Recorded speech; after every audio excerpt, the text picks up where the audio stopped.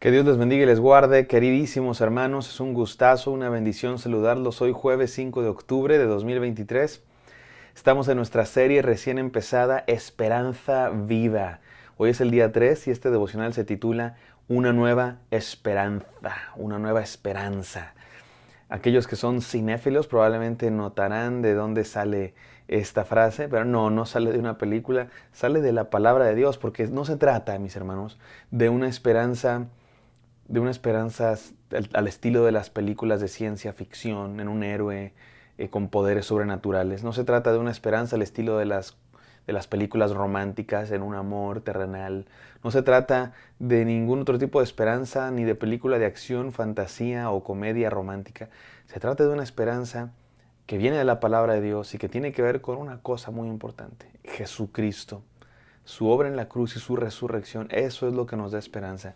Y a ustedes y a mí nos gusta la esperanza. Nos gusta la esperanza, nos gusta pensar que nos van a pasar cosas bonitas, nos gusta pensar que nuestros sufrimientos se van a acabar, nos gusta pensar que van a venir cosas mejores.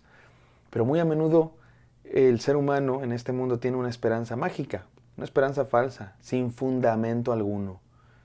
La esperanza de la que estamos hablando en esta serie tiene un fundamento extremadamente firme, grande, potente, sólido, fuerte.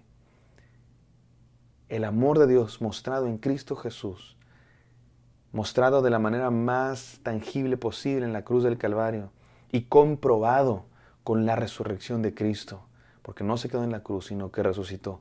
Y esa es nuestra esperanza. Vamos a continuar leyendo la primera carta del apóstol Pedro, capítulo 1, versículos 3 al 5, no sin antes orar. Gracias, Padre Santo, por este devocional. Te pedimos que nos hables, Señor, llénanos de esperanza en medio de los problemas de esta vida. En el santo nombre de Cristo Jesús, te bendecimos. Amén. Amén, amados hermanos. Vamos a 1 de Pedro 1, del 3 al 5. Dice así la palabra de Dios. Bendito el Dios y Padre de nuestro Señor Jesucristo, que según su grande misericordia nos hizo renacer para una esperanza viva por la resurrección de Jesucristo de los muertos, para una herencia incorruptible, incontaminada e inmarcesible, reservada en los cielos para vosotros, que sois guardados por el poder de Dios mediante la fe, para alcanzar la salvación que está preparada para ser manifestada en el día postrero. ¡Wow! Qué cosa tan maravillosa, mis hermanos! Y antes de entrar a las enseñanzas, hay que decir varias cosas acerca de esta sección de la Biblia, que es hermosa, es simplemente hermosa. Ahorita vamos a notar la hermosura del mensaje de esta palabra.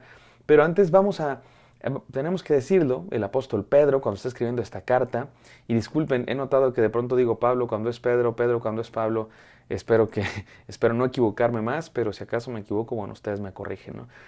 El apóstol Pedro es el que escribió esta carta. Y el apóstol Pedro, como muchos de los otros apóstoles que escribieron cartas, seguían una cierta formalidad para escribir cartas, como ustedes y yo también. Ahora con los emails y las redes sociales hemos perdido mucha formalidad. Pero antes hasta nos enseñaban en la primaria, ¿no? Teníamos que escribir la fecha, postdata, el destinatario, remitente, etc. Y las cartas de aquella época siguen ciertos estándares normales de la escritura. Y los escritores bíblicos así comienzan, por eso comienzan siempre firmando Pablo, apóstol de Jesucristo, Pedro, apóstol de Jesucristo, Santiago, etc. Y el apóstol Pablo sigue esa formalidad, pero claro, no solo siguen la formalidad, sino que le inyectan un contenido cristiano inconfundible, ¿no? Pablo, apóstol de Jesucristo, preso, prisionero de Jesucristo, dice muchas veces. Pedro, apóstol de Jesucristo, leímos ayer, y luego habla de sus remitentes, los expatriados de la dispersión. Eso es un contenido bíblico, ¿verdad? Expatriados en el sentido de que digamos que somos extranjeros en una tierra extraña, de la dispersión, no estamos en Jerusalén porque Dios ha alcanzado a todos, y después señala de dónde son, ahora sí la formalidad, ¿verdad? Y después da una hermosa conclusión a esa formalidad: elegidos por la presencia de Dios, trinitaria, Dios Padre, Dios Hijo, Dios Espíritu Santo. Y luego lo que sigue, digamos que esa primera sección que estudiamos ayer era algo así como el título de esta carta, pero lo que sigue ya comenzamos al contenido, pero entonces vamos a la introducción del contenido, que van a ser los primeros, por ahí 13 versículos, no estoy seguro, pero que van a ser una de las partes más bonitas de la palabra de Dios. Está muy bien escrito, es un griego muy elevado, y hay quienes incluso creen reconocer probablemente un himno, canción o por lo menos poema porque la gramática, el ritmo del lenguaje original pareciera como un poema, pareciera como una canción de tan hermoso que es, del ritmo que lleva, de las rimas, de la cadencia, de la profundidad del manejo del lenguaje. Noten ustedes que aún en español se nota una sola frase. Hoy leímos 3 versículos y es una sola frase. No hay oraciones, no se cortan porque son oraciones que se van juntando, encadenando unas a otras. Y en el griego son muchos más versículos los que son una sola frase y es hermoso, es bello. Pero más allá de la belleza, que hay quienes dicen, no pudo ser el apóstol Pedro el que escribió eso porque es un griego demasiado elevado y el apóstol Pedro solo era un pescador.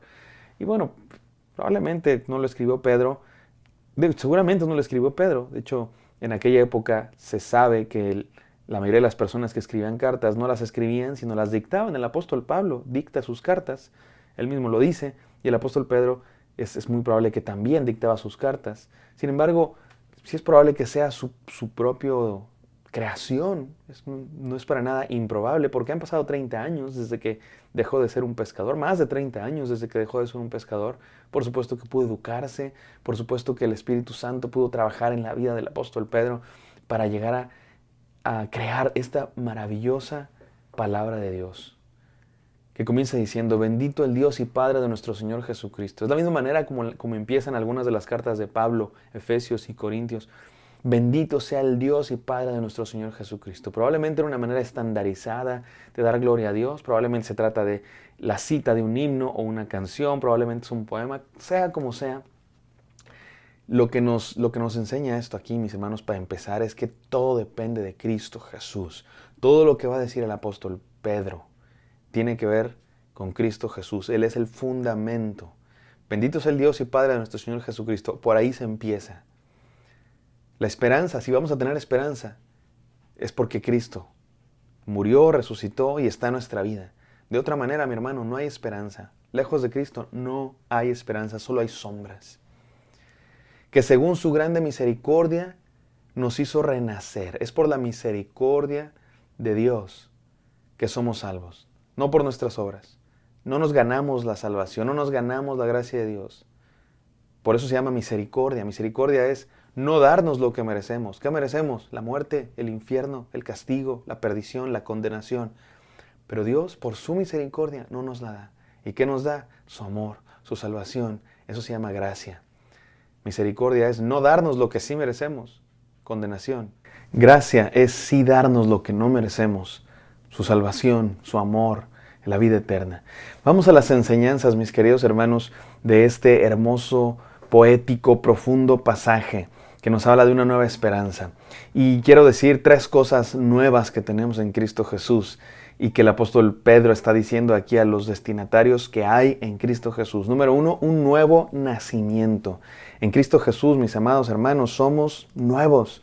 Esto es algo que no se le ocurrió al apóstol Pedro, por supuesto, se le ocurrió a Jesús esta idea. Tienes que volver a nacer, le dijo Jesús a Nicodemo. Mis amados hermanos, esto es profundo, esto es profundo y necesito que todos entendamos que ser cristianos no es cambiar de iglesia.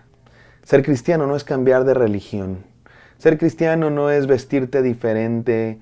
Ser cristiano no es cambiar del lugar al que vas los domingos por la mañana.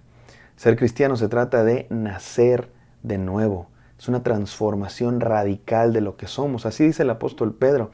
Según su grande misericordia nos hizo renacer. Hemos nacido de nuevo por su misericordia, no por nosotros, no por nuestro poder, por el poder de su Santo Espíritu en nuestras vidas. Número 2, se trata de una nueva esperanza.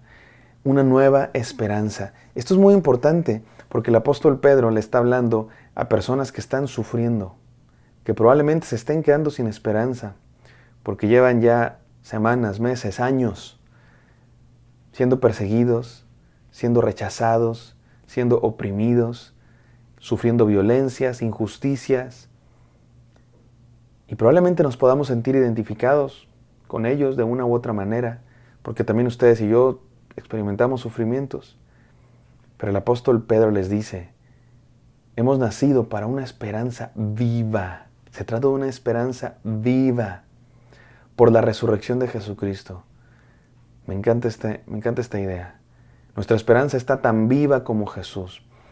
Hay un himno que me encanta que se llama Porque Él vive. Porque Él vive, triunfaré mañana. Porque Él vive. Y ese himno lo compuso un hermano que se llama Bill Gaither, y lo compuso en un tiempo de su vida que habían él y su esposa orado por un hijo. Llevaban años, ya más de 10 años, queriendo embarazarse, y no lo lograban. Y dice él que casi que habían perdido la esperanza. Pero después de más de 10 años de matrimonio, finalmente Dios les concedió la maravillosa bendición de ser papás.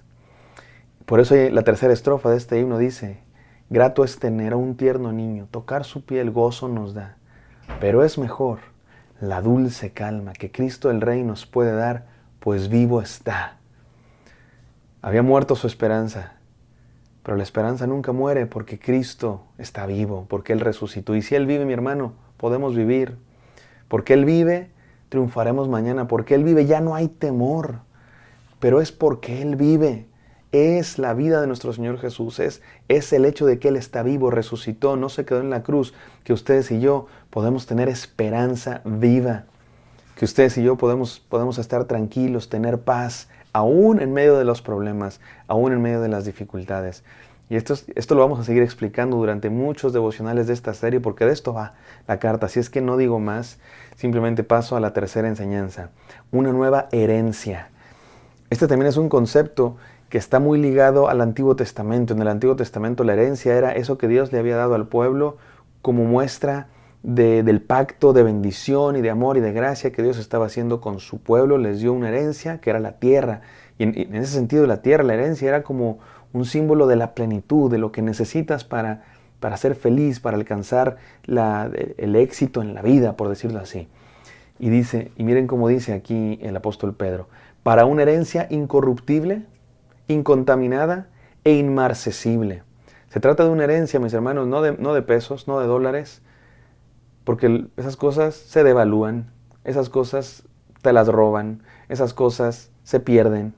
La herencia de la que está hablando nuestro Señor Jesús a través del apóstol Pedro es incorruptible, o sea, no se pudre, incontaminada, inmarcesible. ¿Qué es inmarcesible? Que no se marchita.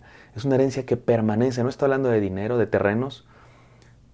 La gente se pelea, ¿no? Los hijos por el terreno de la abuela, los nietos por el terreno de la abuela, los hijos por el terreno de sus papás. Hay gente que está esperando que le hereden algo para poder salir adelante. No estamos hablando de ese tipo de herencia. Estamos hablando de un tipo de herencia que no se pudre, no se contamina, no se acaba. La salvación en Cristo Jesús, reservada en los cielos para nosotros. Y mira, escucha esto: que sois guardados por el poder de Dios mediante la fe, para alcanzar la salvación que está preparada para ser manifestada en el tiempo postrero. Se trata de otro tipo de riqueza, mis hermanos. ¿Cuál riqueza? La riqueza de saber que Dios está contigo. La riqueza de saber que aún en medio de los problemas, Dios está contigo como poderoso gigante, guardándote. ¿Qué tenemos que hacer? ¿Cómo respondemos ante esa maravillosa herencia? Fe, creemos en Él. ¿Cómo se recibe la herencia de Dios? ¿Cómo se recibe la herencia que Dios nos quiere dejar? Una herencia de salvación, de protección, de cuidado, de amor. Creyendo en Él para alcanzar la salvación que está preparada para ser manifestada en el tiempo postrero. Se trata de una herencia y una salvación, mis hermanos. Sí, para algún día, cuando llegue Cristo Jesús, pero que se disfruta hoy. Hoy podemos vivir esa protección de Dios. Él nos está guardando, dice aquí el apóstol Pedro. Sí creemos en Él. Un nuevo nacimiento, una nueva esperanza y una nueva herencia. Oremos. Gracias, Señor, por esta nueva esperanza que tenemos en Ti. Permítenos vivirla, disfrutarla, gozarnos, Señor, y vivir en paz por la esperanza que hay en que Cristo vive. En el santo nombre de Jesús oramos. Amén. Queridos hermanos, espero que esto haya sido de bendición. Me encantaría encontrarlos el día de mañana. Bendiciones.